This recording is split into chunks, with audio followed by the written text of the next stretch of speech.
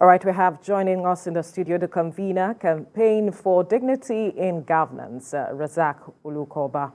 Good morning. Happy Democracy Day, Razak. Okay, good morning. Good morning, Good Mike. to see you. Our people at home, I wish you a happy democracy. Yeah. Right. I'm certain it must have been nostalgic for you seeing the person of Bola Tinubu, who is now the president. In that report, the struggle, his statement, his presence, his showing in the fight for democracy 30 years ago, and now that it has climaxed into he being the president of the country.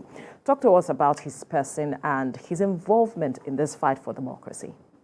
Well, when you want to embrace an ideology, there are figures that people will tell you about that we are in it together. In 1992, when we were arrested, that was the first time I heard about this name, that we are not in this together. There's a senator. So they said, the one Bola Tinubu. So when we came out, the name became a recurring decimal. Then the role he played in the parliament, when Babangida was the head of state, they were in the parliament that time. We knew the role he played, how he galvanized members of the parliament to insist that there must be June 12th return of democracy, why the parliament to be elected, the head of state to be military. So we started hearing things about that. Then eventually, in 1994, at his residence at Sunday Adigun, the youth then met him when the struggle wanted to take a new dimension. A new dimension in the sense that we felt that there should be a regional agitation for what you are saying, the northern agitation, the western distraction. We were part of the western youth that met him. That with Mayegun, then with Debo Adeniran, Yakuba Roma Shodun, the late, some of them were late now. So we had our first meeting that time. And, I kept saying it that since that day, I had an inkling that the discussion the man had with us is beyond just actualize the June. Do you still remember the discussion? Yes, it was in our support. And we wanted to ensure that we did not keep the fire burning. The Southwest is actually the laboratory of the struggle that time. The North were doing it partially with us. The East were doing it partially. We said the flame of the struggle in the West that time was keep flying. And he said, whatever is going to take, we are all out for it. So when the election was annulled, the impression we had in mind was that it was Babangida joking. Because annulment was a strange language at that time. So we had to get someone to interpret what annulment was for us. Because at the beginning of the election, we felt it was two friends who were discussing political issues. I didn't vote. But the way MKO emerged is the same way Tinubu also emerged. People thought that Buhari and Tinubu is a foregone conclusion. This man has won this election. But the obstacle he encountered, Tinubu now, is the same with Abiola encountered. So the social movement that time across the country was amazing to us in the civil society that this is not what we thought I had in mind. Though. It is not a party arrangement. Though. It's a serious business. That was when Abiola drew the attention of the radical community that, no, this man meant business. The debate on television and the way he moved and the way he was accepted across the country was amazing. He was totally underrated. People did not underrate Ashwaji too, but people felt that he would be stopped. So you can see the comparison we kept having day in, day out, that they are similar in content and in character.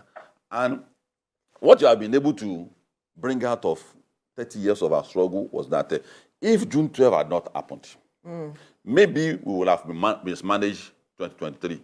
Really? But because of June 12, 1993, it was a guide to us. Nobody wanted that picture to come back again. Nobody wanted people to start burning tire again.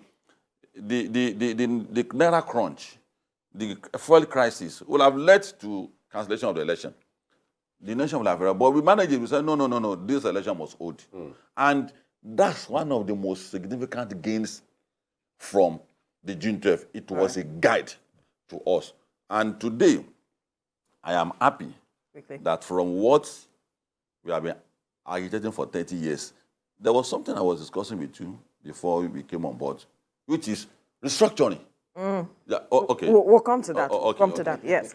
Now, just a quick reminder that at the top of the hour, we will be bringing you the live broadcast of the President's Democracy Day speech. And right now, we still have our guest, Razak Olukoba, in the studio.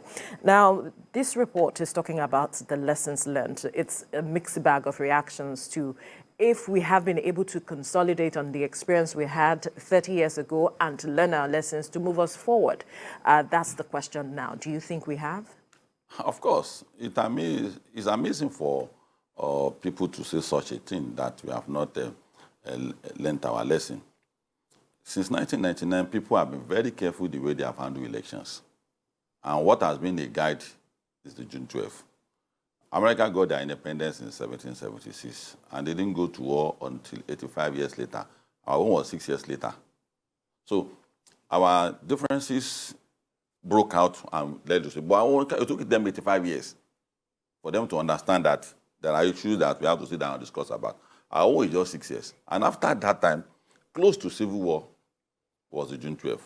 So, and since that time till today, we kept reminding ourselves that we should not go back to this day. And that's been the guide. And that's how the world is built. When we have experience of Shaitan as Muslim and as Christians, what God did to him. We will go to church quickly and quickly go to mosque. No, I don't want to end up like Shaitan. No. And that's what June 12 has become to Nigeria, so that all the people who took part in it.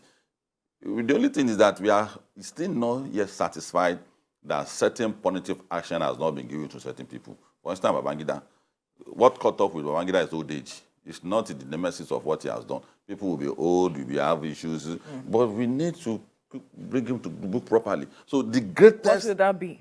The greatest, for what he has done. Yes. For counseling, for toying with demanding the wish, it needs to be tried. Appropriate punishment should be given to him. All the people who persecuted us at that moment. But the greatest thing that we have come out of democracy is now that somebody who took part in the struggle is now the president. I have conviction, beyond reasonable doubt, that the things he will do will be guided. And the things he will do will not be outside the interest of Nigerians. In less than a month, he has devolved power on electricity. And maybe because we are used to bad news, it's not celebrated enough to my own satisfaction, that in less than a month, Buhari's 80 years was about 2 weeks to go or 2 months to go before he said, let me just do this thing. That was when he got that conviction. But first, about a few days in office, and he has signed it into law that the state can generate power.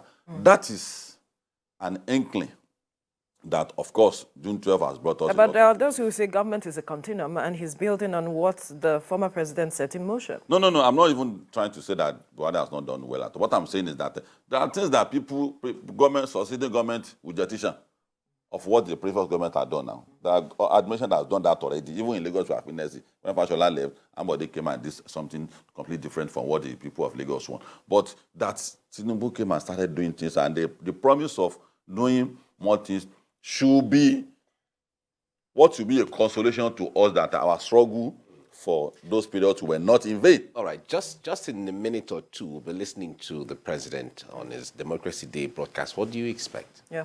We need to say. Well, of course, nobody will not be delighted that he's alive today.